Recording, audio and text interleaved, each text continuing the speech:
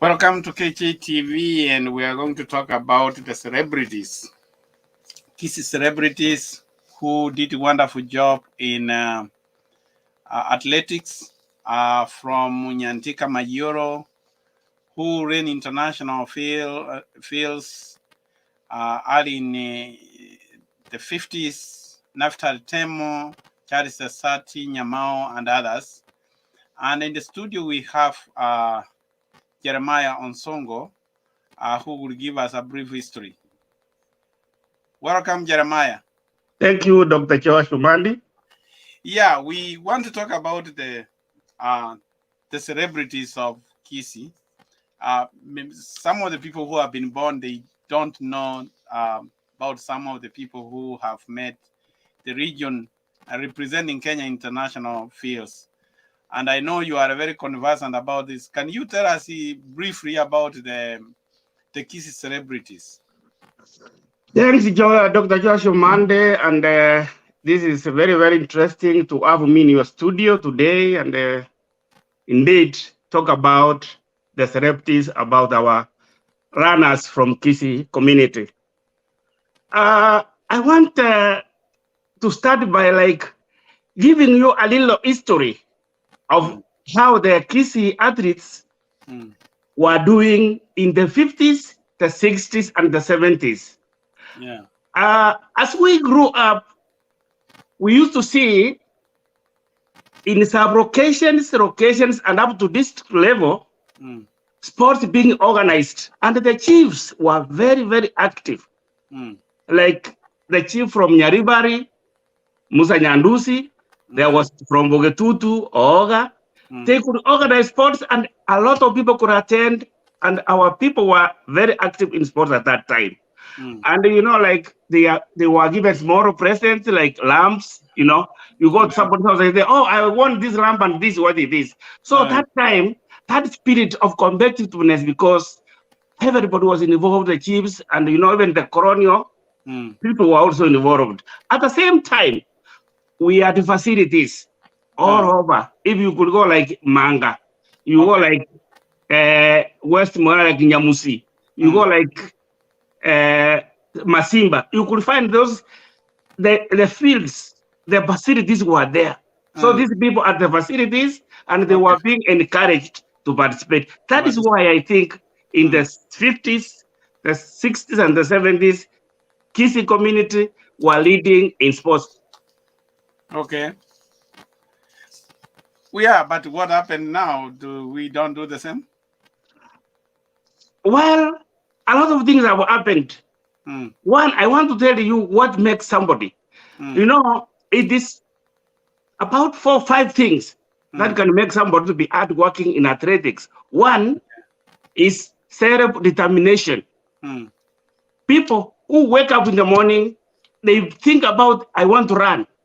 You could go do the practice. You would go around like, when I was growing up, I saw this Naftali Temu. It comes from my community. It could run a long distance, and not really serious, but it was like jogging. But that determination made him want to win this international championships because he was determined. If you see people like Nyantiaka Mayioro. Nyantiaka Mayor was a very determined person. Even if he learned at the time when I think like colonial times, people were not thinking Africans can do anything. But he had to beat all the odds because of his determinations. Something also is the incentives. If you can remember, like I said, they were being given more incentives. Like if it is now a competition between Abanyadiwa and Abagetutu, there's like a big bull. So whoever wins, that's what you take to go to your people and they slaughter and they eat. So the Nyariban could work hard to defeat our Getutu, or Abagetutu could work hard to defeat the Nyaribans. So incentives played a very important role in motivating these people to. Another thing is the facilities, like I said, we had very good facilities. I remember if I could go to Manga, the field was marked and it was leveled and marked and ready. For those who want to do high jump is there. Those who want to do ball, everything was available. There was a building where things were stored. So if you want to go to javelin, you find it there. But if you go to Manga these days, people have grabbed that land. The field is not there. So there are no facilities. Okay.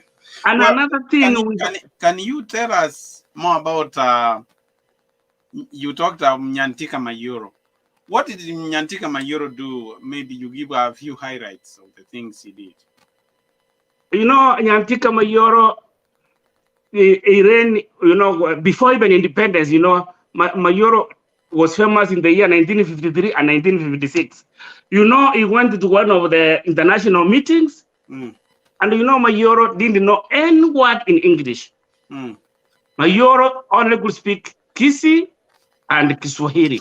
So the trainer who was training him, it was a Mzungu, but this Mzungu knew Kiswahili very well. Okay. So whenever anything is called like this, your time to run, he could tell Nyantika, hey, mse, ni wakati wako kukimbia. So Nyantika could be ready. At one time, when they were in Madagascar, I think the trainer, it is not known where he was, but he wasn't present.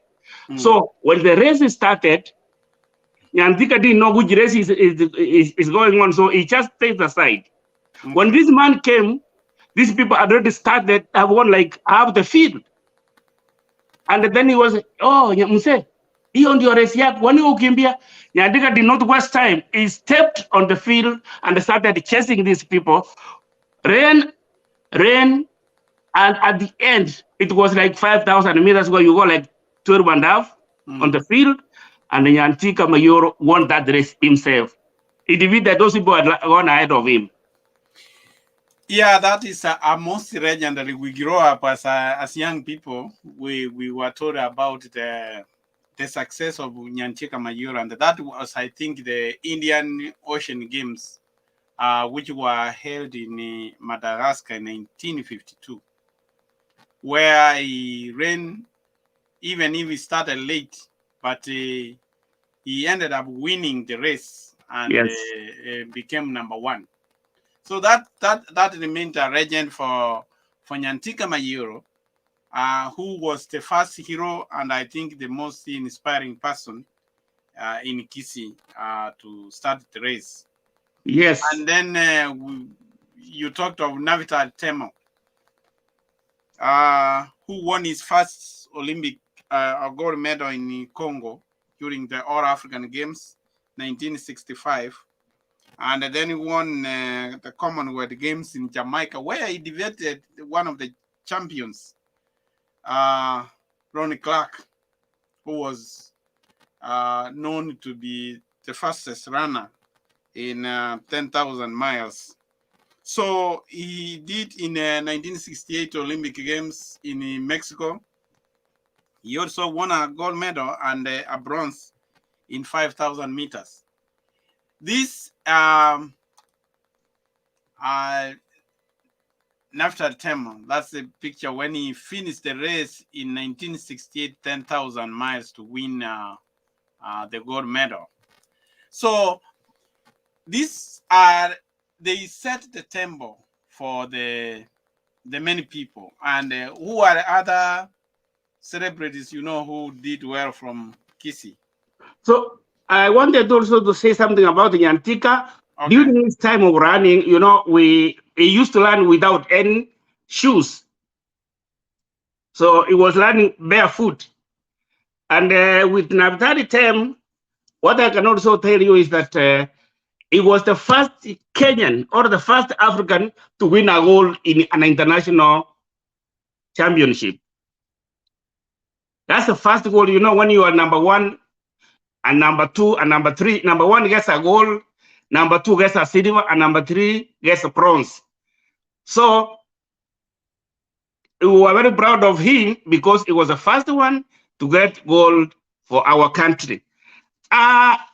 We had other people who did very well. We have people like Charles Asati, we have like Ezekiel Nyamau, we have Robert Ouko, we have people like John Omweri, and we had others who came later, but those are the first ones who did in the 60s and the 70s. Okay. So like in 1968, we had where the Kenyan team was represented by 2 people from Kenya, that is Charles Asati and Ezekiel Nyamau, assisted by Naftali Temu and David Rudisha. In this particular event, which was done in 1968 in Mexico City, the Kenyan team became number 2nd after the American team, and they won a silver. And the same happened in the 1972. This was now in Munich. The same. Now this time, the Kisii people, or the athletes from Kisii, were 3, where we had Charles Asati, Ezekiel Nyamau, and Robert Ouko. And then the last one was from Nandi, Julia Sang. So in this particular one, the American team unfortunately was not there. So the Kenya team won a gold in that particular one. So Charles Asati started, handed over the baton to Ezekiel Nyamau. Nyamau gave it to Robert Ouko. Robert Ouko handed over to Sang, who finished. Yeah, and then they made the country so proud. They made the country so proud because, defeating countries like Germany, they were powers in that time, was like, it's not acceptable, but they won. Yeah. Well, and what can you say about Charles Asati? Charles Asati, it was a 400-meter runner. And I think individually, I remember he was number 2, but he didn't win a gold. No, I'm not sure if he ever won a gold. Charles Asati was actually one of the most successful person. Charles Asati in 1968 was among the quartet, which won a silver in the 4x400 in Mexico City. 1970, he won a gold medal, 400 meters gold in the Commonwealth Games. And they also ran, he was among the people who ran the 4x400 meters.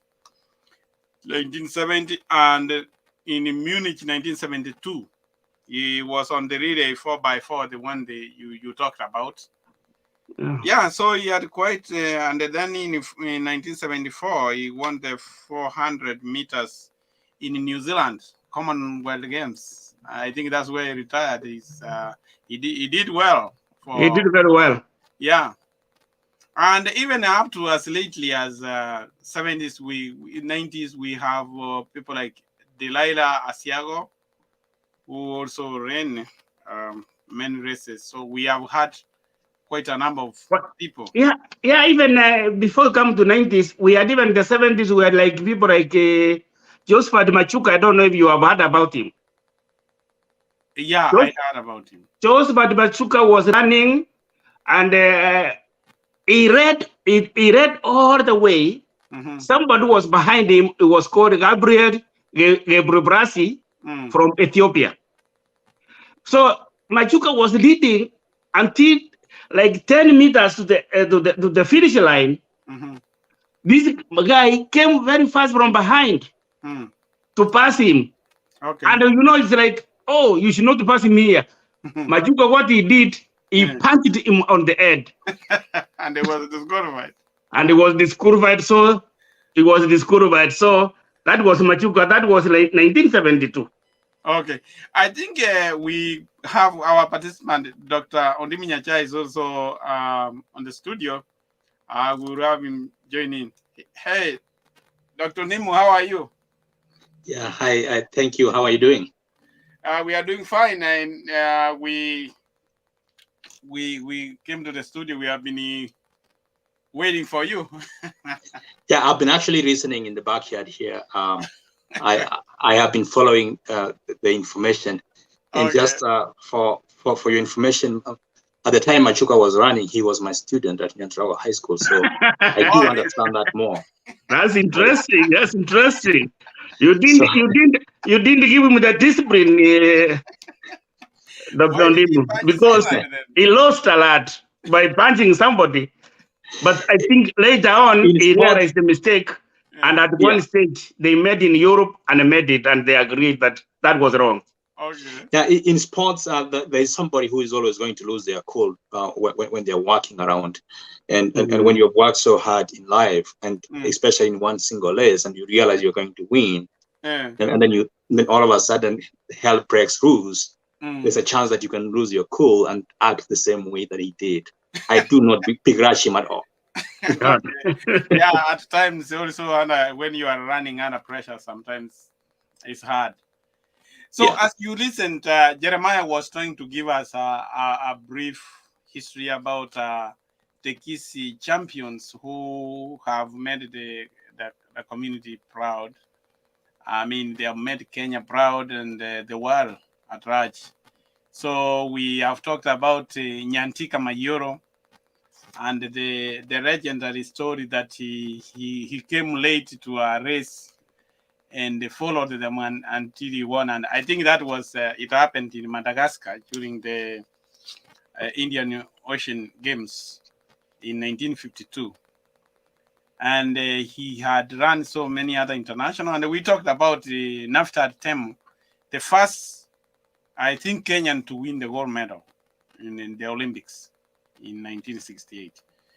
So basically, that's where we are. We talked about Charles Asati, Nyamao, the way they ran, and they took a silver during the Olympic Games in 1968. And 4 years later, they won the gold medal in Munich. The same relay they had lost to the Americans. So yeah, that's basically, I don't know if there's anything you want to add about the history, and we talked that we have others before we go to the section to talk about their success and failures. I know you have listed almost all of them. I'm not sure if you listed Delilah Asiago, for example, also in the 90s. Yeah. So the history is littered of so many of those from this southwestern Kenya, the Kisii Highlands, who have really made it in the world stage. Obiri, the most recent sensational lady who is putting us on the map, is an amazing lady. Yeah, Helen Obiri. Yeah, yes. Helen Obiri. And we have had the best. Now, the reason why we came this is why is it that most of them are living in abject poverty.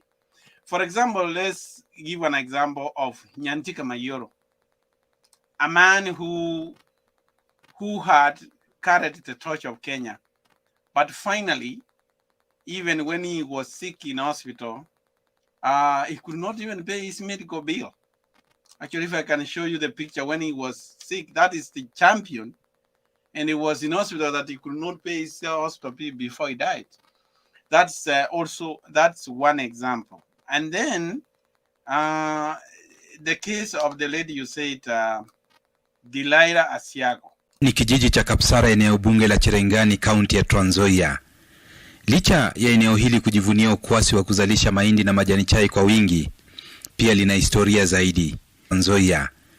Licha ya eneo hili kujivunia ukwasi wa kuzalisha mahindi na majani chai kwa wingi, pia lina historia zaidi. Tangu mwaka 1991, mwanariadha Delilah Asiago alisafiri Misri, Japan, Uholanzi, Marekani na mataifa mengine mengi kuwakilisha Kenya katika mashindano ya riadha mbalimbali. Akituonyesha gari hili aliloliagiza kutoka Uholanzi kama mojawapo ya ufanisi, lakini sasa limesalia gofu. Alinawiri humu nchini na kimataifa.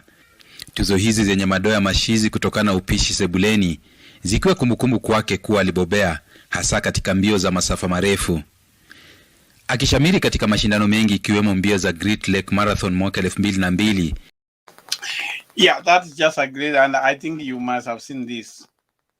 a person like that who had run and they had earned a lot of she had gotten a good amount of money, and many other examples. Why is it that they end up that way, Dr. Ondimu? Yeah, I think we can categorize this into two segments of the population of those who went ahead of them first, like the Nyantikas of the 60s and 70s, and also the later athletes like Machuka and the Asiagos of the 90s and 2000, and Obiris of today. So the 60s and 70s, the investment vehicles were not as much, and sports was not paying as much as it does today, or then even in the 90s. So for them, we can understand that even the government wasn't taking care of their own.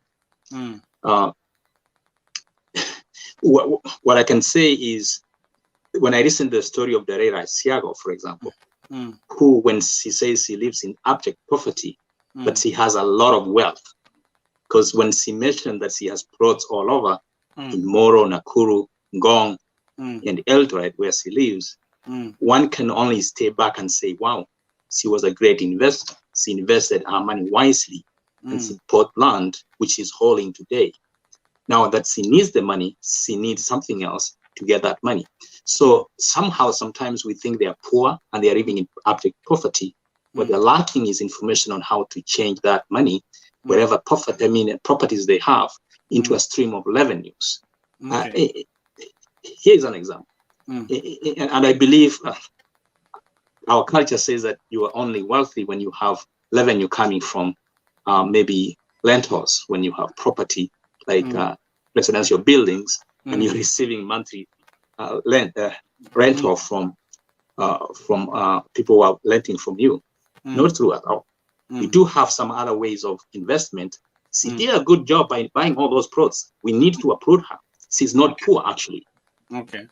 The writer is not poor. She's wealthy. She's only broke. She's broke. She's How broke. can she be She's wealthy? not poor. There's a big difference there. And shortly here, if you give me a chance, I think even Machuka himself, I know he did invest, and he has investments. The only thing he doesn't have is a stream of revenue to translate his life into the comfort in which he will want it to be. The writer, you noticed on that video that you just showed, that she goes to the farm to pick tea. Yeah. And I don't know how much money she makes from the tea picking.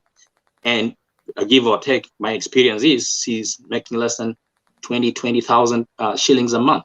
Yeah, I mean, you can see, you have seen the house she lives in. I mean, economically, you can see that she's not doing well. What could have she done different? Here's what she could have done differently.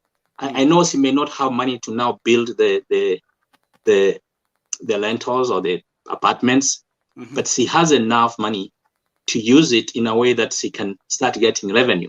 Take an example. I was looking actually not so long ago, the value of land in Ngong, for example. And I know she mentioned that she has land in Ngong, which is not built, I am assuming. That land alone, if it's a 50 by 100, that land alone can be up to 15 million, depending on where it is.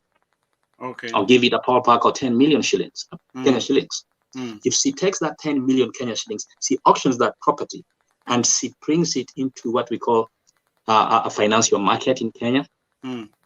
There is what we call the Public Finance Management Act of 2012, which allows the government of Kenya to borrow money from the local market. All she needs is just sell that property for say 10 million Kenya shillings, and bring it to the central bank. And we have so many branches. See, actually, we have one in Eldoret today. All she needs to do is walk into the Central Bank of Kenya, open what we call a CTS account.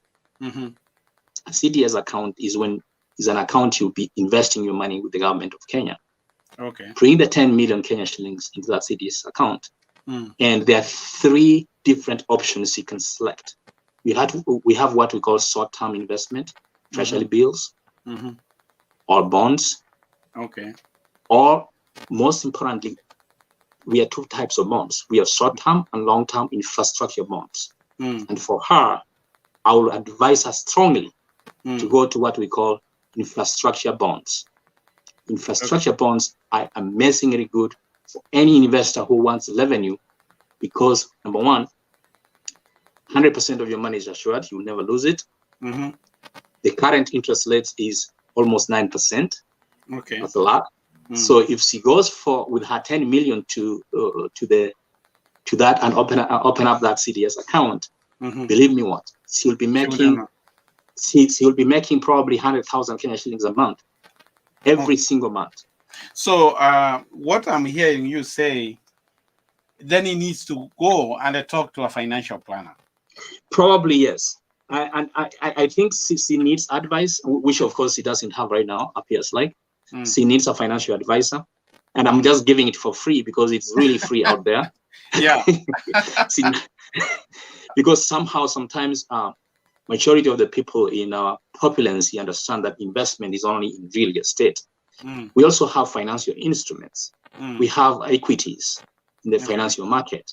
Although the financial market, the stock market of Nairobi, is there too, but that's a little bit complicated for her, and she can lose money in that market if she doesn't know how to invest it. The most safest way is to borrow the government money. You can never go wrong with borrowing the government money. There's a weekly auction that goes out every single week by the National Treasury of Kenya. And she could be making tons and tons of money. And as I mentioned earlier on, she needs to go and invest in long-term investment. Only one lot. She needs only to sell one lot. Most likely the one in Ngong, which will attract more money. And guess what? She will be making no less than, as I mentioned to you, 100,000 shillings every single month. Her money is sitting there, and probably for a lifetime. She can just invest it for 30 years and say, you know what, for the next 30 years, I'm not touching my 10 million, but I'm going to be receiving 100,000 Kenya shillings every single month. Well, yeah, that's very good. It's only that, would that be the advice you advise? We have very young, promising people who are in the sports field who should know that the world of sports is short-lived. That when you get the money, you invest it wisely. But would you advise these people to just get advice, or they need to get like a financial advisor like you are talking about, which you have to pay a fee? Yes. They really need financial advice, and I recommend that they see one as soon as, especially Delilah Asiago, whose video I saw not so long ago, doing rounds in the media, that she lives in abject poverty, and you will tell she's actually struggling. Yeah, but when she listed our properties, she shouldn't be struggling at all.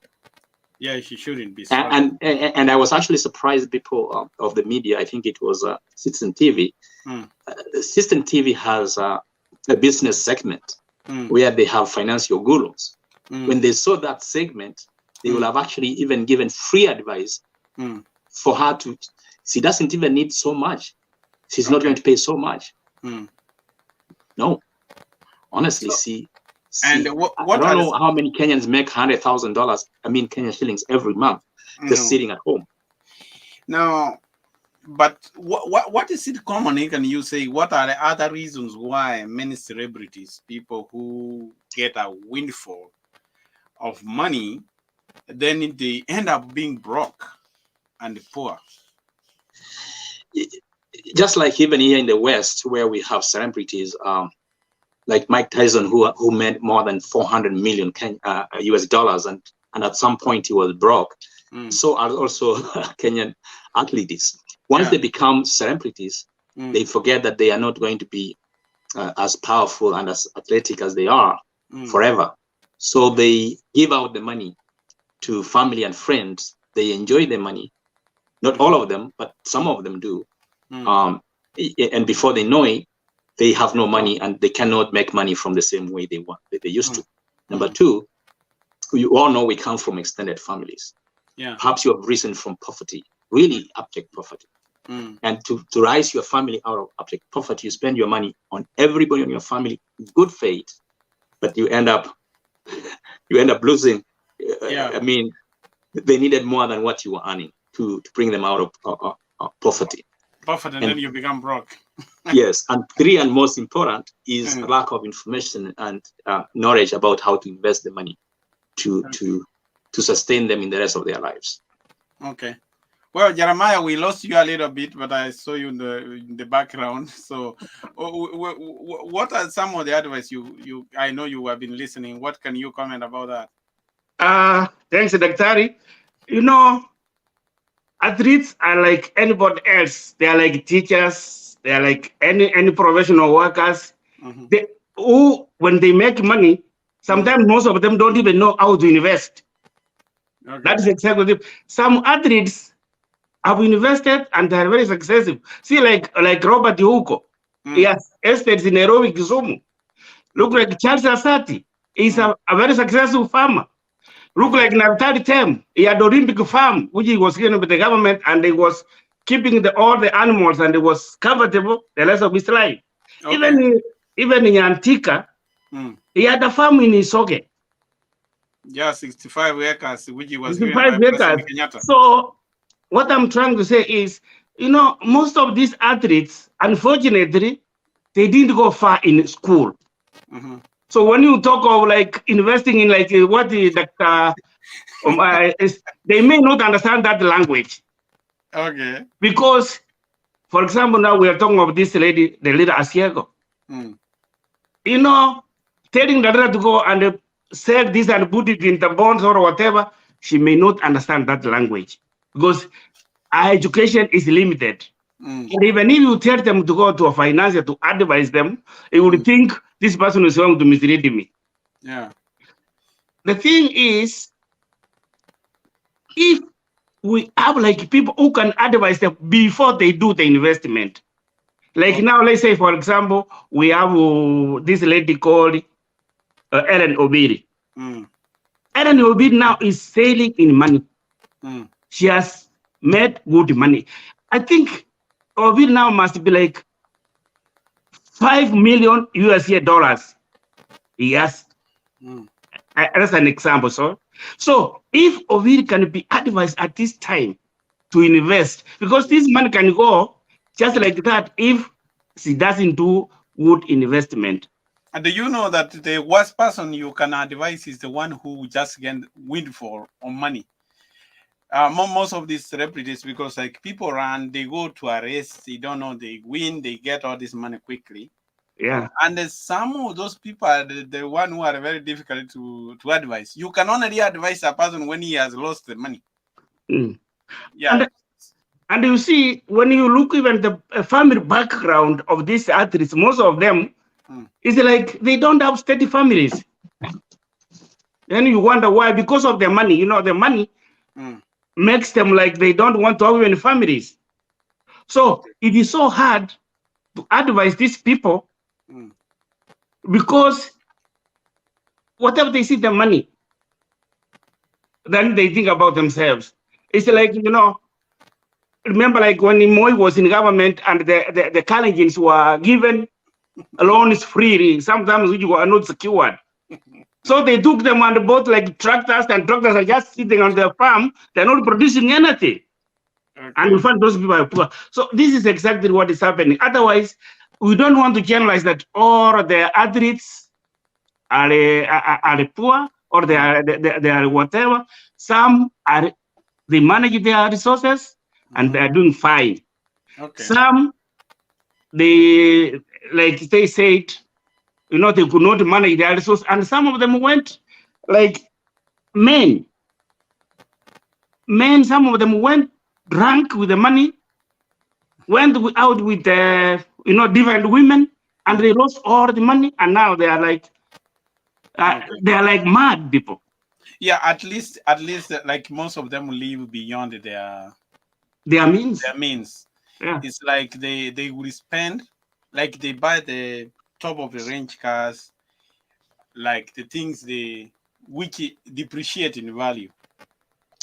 Yeah, to be fair, actually, I agree with my brother there, Jeremiah, to some extent. But I will disagree with him that we cannot make general sweeping statements like the Kalenjins were giving money freely without any because we cannot put any facts on it. I want to add that they may not be hard to advise because I have no evidence that they have been advised and they are hard to advise. What I know is they want also to be successful. Just from the video, like any normal human being wants to be successful. Yeah. And if they realize that in good faith, if they get this information, the information would make them successful, I believe they will listen. Yeah. And our country also, just like anywhere else in the world, there are investment advisors who might mislead people. And if they are really of those, then I believe it's good for them to have invested, for example, Delilah, in real estate.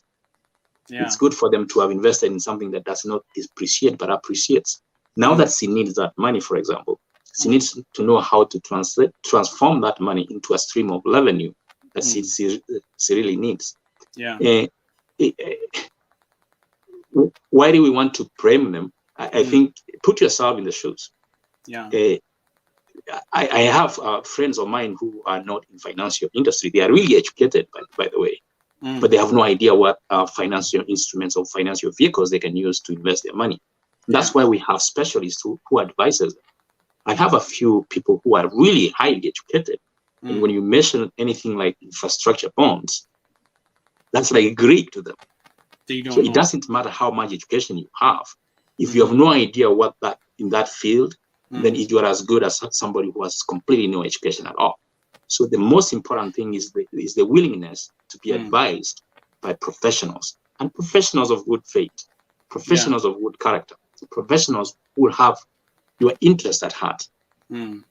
So just to recap again, there is a good investment vehicle in Kenya. We call it infrastructure bonds. If I were Delilah Asiago, I want to repeat this several because it doesn't need even financial advice from anybody. She also needs just to go to a bank, central bank, which is all over now in Kenya. We have one in Kisii, we have one in Eldoret, and others elsewhere. Open a CDS account and walk in and say, I want to put my money into, again, listen to me, Delilah, if you're listening, infrastructure bond for 30 years. Yeah. So basically, this will be a general advice to any other person, not from them. There are many people, even the people who work, that they will need to invest their money, but it's always good to get advice from an expert, at least. That's what the take-off point we can take from here. That when you get this money, the problem is that sometimes they say success has got many fathers. And you come people blaring, everybody wants to help, and when you have that in mind, as you mentioned, then you want to uplift the whole family. Also, I think they should be advised that sometimes you cannot air condition the great outdoors. Maybe you help yourself first before you can help the rest, because you can sync with them. That's correct. Yeah. And that's what Jeremiah said there. I should also add that, as a community, what are we doing? We have seen this case of like Delilah. It's not something that we should even look at. But what are we doing as a community? Can we get some people like, okay, this lady here needs help. Can we go sit with her and advise her accordingly? Now we see her carrying a basket at her back, going to black tea from other people's farms. And I heard she has invested in different farms, like you said. Do we have as a community, we want to see our people can somebody go for Untitled or send by go and advise, look for the leader and say Dr. Nyantiaka is saying, once he's in Kenya, he sacrifices his time, goes all the way to Nandi to go look for Delilah. Say, Delilah, okay, sit down.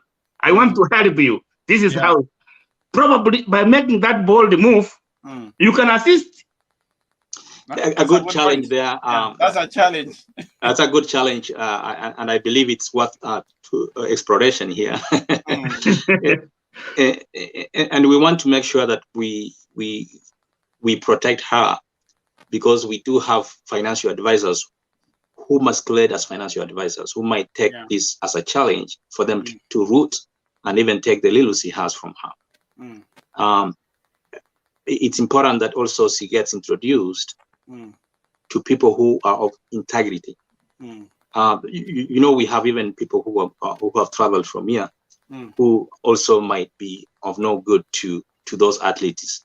And they have money, of course, but they may have little money and that money is squandered. So yes, it's a good challenge. And if it's something that, if somebody knows how to get hold of her, again, we don't physically have to be in Kenya these days. We can do a distance advice from afar. We don't have to be physically in Kenya to do so. We can do so from wherever we are sitting at home. Yes.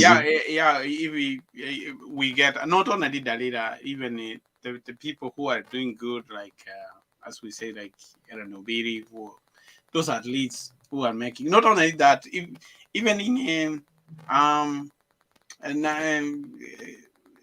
you sit in Kapsabet, where actually some of them there's a clip I had also where they got the money and they squandered. Now they are beggars on the streets. Imagine somebody who was getting gold and he had money and he confessed clearly that I spend my money in drinking and women.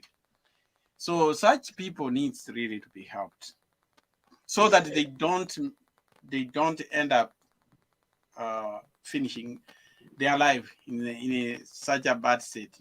Okay, as we say, even buying land, if we really come, sometimes, as you say, real estate is good, like what Delilah had done.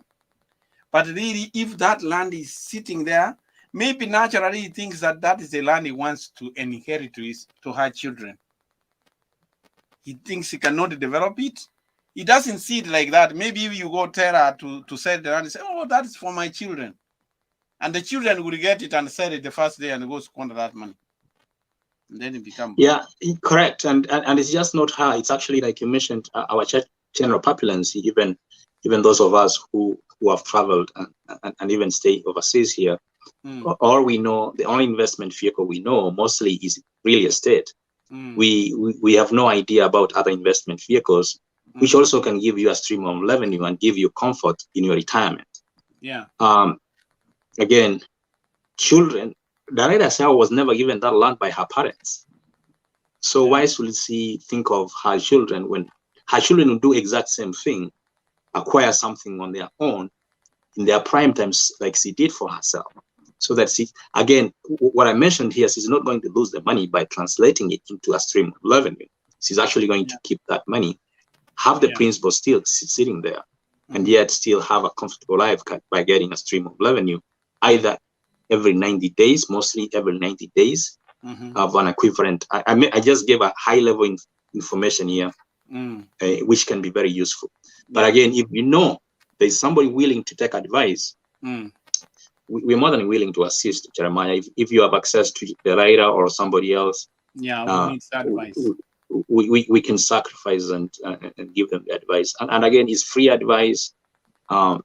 It's not going to be paid advice, especially for our athletes who have made us so proud. And it can change your life.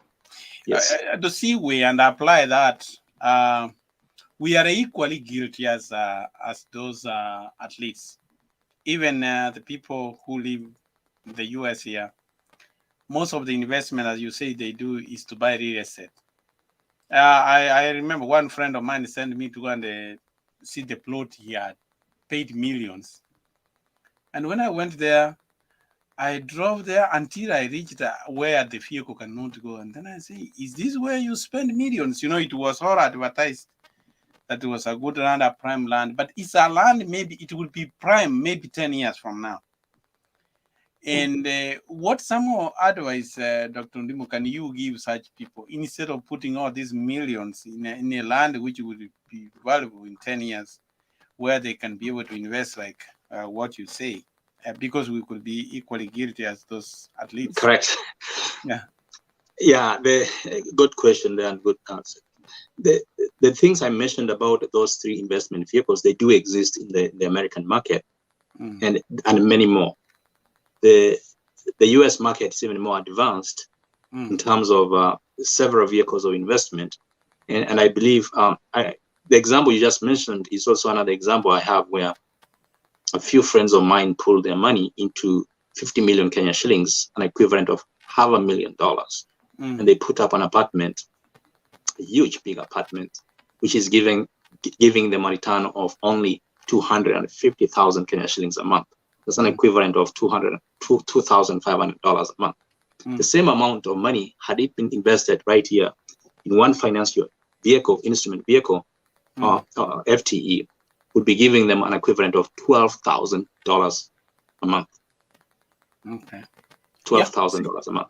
So again, it's lack of information, but our willingness to reason is different, because we grew up knowing that real estate is the real thing.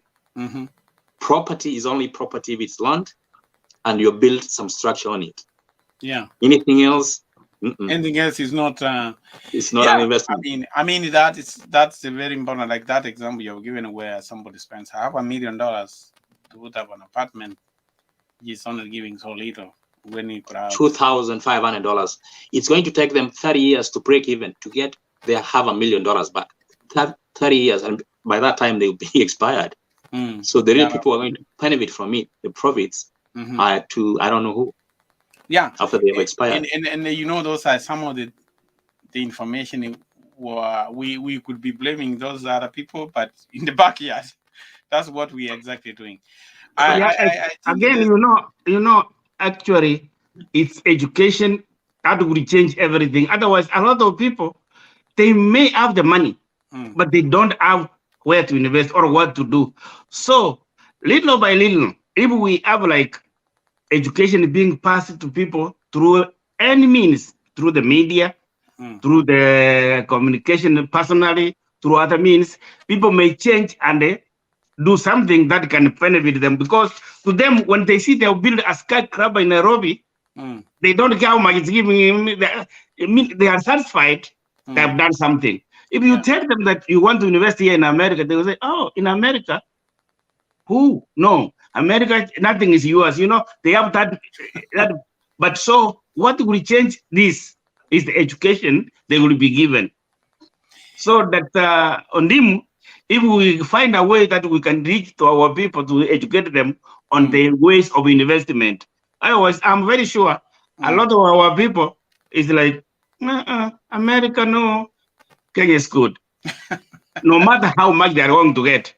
Okay, well, that's good. Also, we wanted to talk a little bit about our artists. We had very great artists like Christopher Monyonko, John Arisi, and many others who also, during their heydays, they were good, but they ended up being broke. The Kari, I think before we move from athletes, I have like something to say about it, because kind of this is my area. You know, I want to, because I know our people from Kisii, some of them are good athletes, and these days athletics pay so good. How are we encouraging these people from Kisii to come back the way they were in the 70s and the 60s? Because now we have isolated the case of Iri Mora. We don't even have a man these days running from Kisii. I don't think I've seen a man. I've only seen Oviri. There is Mora, Mary Mora, who ran like mixed relay, and she impressed the people. She has gone ahead. She's now winning 800 meters internationally. What are we gonna do with the people in Kisii? I would like to, if possible, like the counties of Nyamira and the county of Kisii, have like a sports minister, purposely for the purpose of making sure that people are tapped from the community, and we have these facilities, because I know the Kisiis can do it, and then we have like administrators who are carrying on the legacy of the Kisii as far as athletics is concerned. Sometimes a ministry will be put there, like a minister of sports, and somebody is put there who is not even interested in sports. But if they put somebody who has been there, who knows, who can fight for athletes, I think we can revive athletics in Kisii. And the facilities, like I said, we used to have very good facilities. If you can look in the local areas, there are no facilities. There are no stadiums. There's no field. There's nothing. Okay. So we need that one to be encouraged. And at the same time, they start giving even a small incentives. Like now, we should be given something like a road in Kisii to know that this road is called Aaron Obid Road. That's an incentive that can encourage other people to come up. Okay. So we need those kind of incentives, and we need our people to be on top of how they can tap the talents of athletics in our region. That's what I can say before we move from there, Dr. Thank you. Dr. Newman, do you want to add something on that? Yeah, he has said it really well. I couldn't add even better. I think he loves sports. You can tell from. we need to vouch for him, maybe to be given one of those slots there. He can assist. He has the passion. Now I'm retired, Dr. I cannot be on the background. Those two counties actually need your service. I think I'll vouch for you if in the next government, if they can consider somebody who is very passionate about the sports. Yeah. And the only thing I will add is the people from southwestern Kenya, the Kisii region, that's Nyamira and Kisii County, are very good in copying and pasting. So if we had a few people who can really successfully show that they can make it, I believe we'll have very many more who will want to copy and paste what they've done. Okay. And a person like Jeremiah really is needed to jumpstart that kind of idea of revolutionizing the sports. Well, I think we have a minister of sport, and what I can say, the county government, like the Kisii county government, for sure, in terms of stadiums, they have really done a good job. They have tried to uplift many of them. And even those stadiums are what the governor found is that it was a common land there as a stadium. But when they wanted to have it, they found that it's somebody's land, that the titles are according to the map. So you had to struggle that to fence them. At least some of them have been built. And if they can work from there, it's a good comment. I mean, if people can do it. And then probably because we are running out of time, I wanted us to briefly talk about the artists. Also, some of those people, we expected them to be rich, but they are not. They left, some of them even died and left debts, like Monyonko, Arisi, Omweri. What advice would you give artists, like the modern artists we have, that the lessons they can learn from them?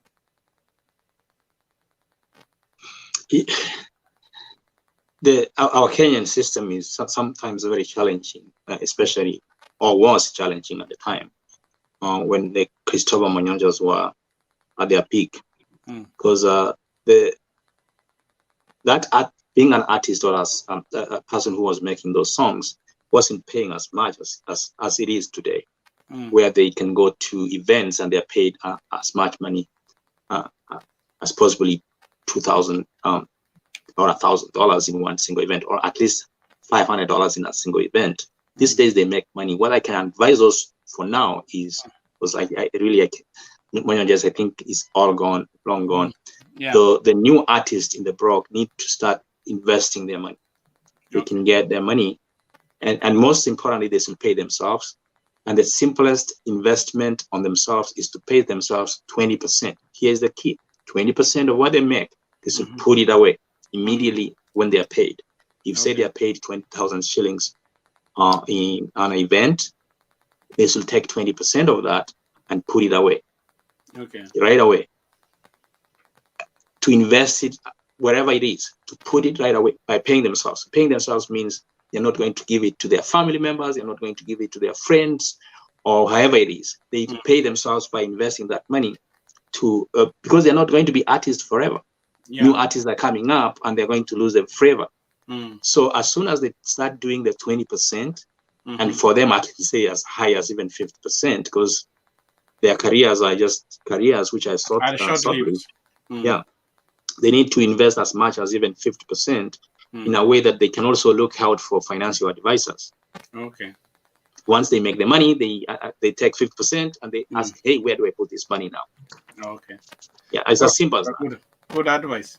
Jeremiah, you have anything? We are running short of our time here. Yeah, you know, those people like Monyonko, Arisi Sababu, Omweri, and others, they were so good and their songs were liked, but they didn't make money simply because that time, you know, the producers, you know, you make a song and somebody produces, he pays you peanuts and sells all the music.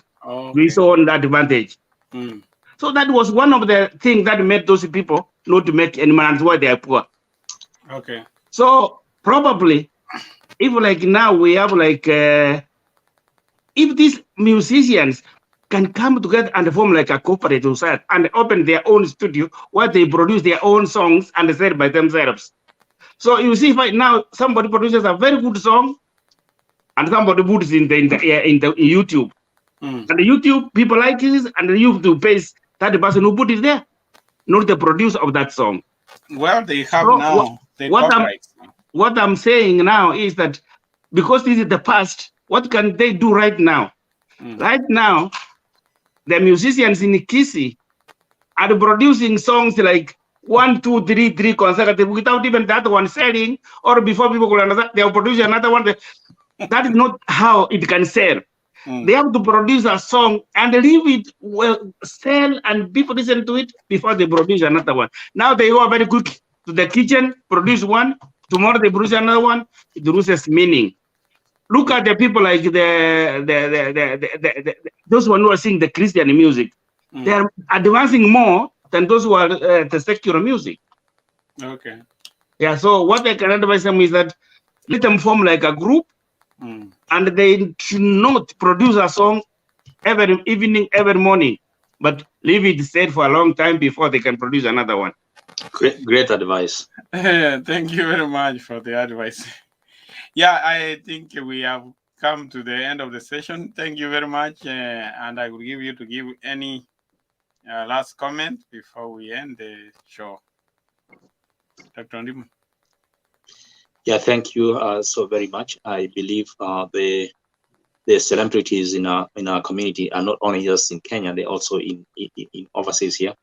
They will also benefit from listening to how we cannot live in poverty in retirement. Because basically, those are living in poverty in retirement. Those are my last parting words. Thank you. And Jeremiah. My last advice to mostly the athletes, because that's my area, like I said, is like let them like don't give up because somebody has frustrated you. I know, like in the Kenya 3As, Kenya Athletic Association, frustrates our athletes so much. So today you are number 1, then when it's going outside, your number 2 is taken and you are left. Don't give up, because if you give up, that's giving up to yourself. Okay. You are not giving up those people. Continue working hard, and one time it will pay. But that's why our athletes, like in Kisii, they stay for a shorter time and they just like give up. Okay. Let them persist and let them know that they are doing that for themselves. Because sports these days, it is like it's a means of earning a living. It's not anyways, you are not the president, you are going to represent yourself. Okay. And I think that is all I can say with the. Yeah, thanks. Thank you all for taking your time. And we really appreciate your time and your advice. I hope this one will help.